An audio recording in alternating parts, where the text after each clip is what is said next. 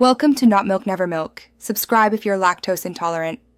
In this video, I will explain how to change a Subaru Impreza headlight.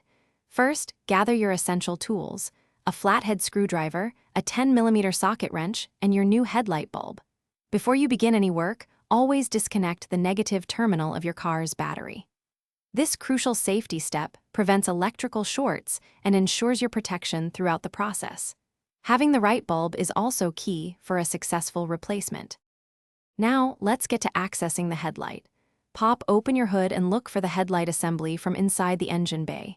You'll likely see some plastic clips or screws holding the air intake duct in place. Use your flathead screwdriver to gently remove these fasteners. Once they are all out, carefully detach the air intake duct. This step provides you with much better access to the back of the headlight housing, making the next steps much easier.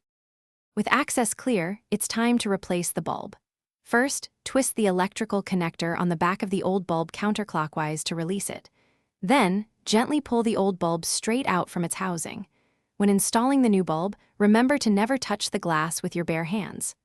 Oils from your skin can create hot spots, significantly shortening the bulb's lifespan. Handle it by its base or wear clean gloves.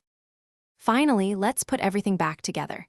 Carefully reattach the air intake duct, ensuring all plastic clips and screws are securely fastened.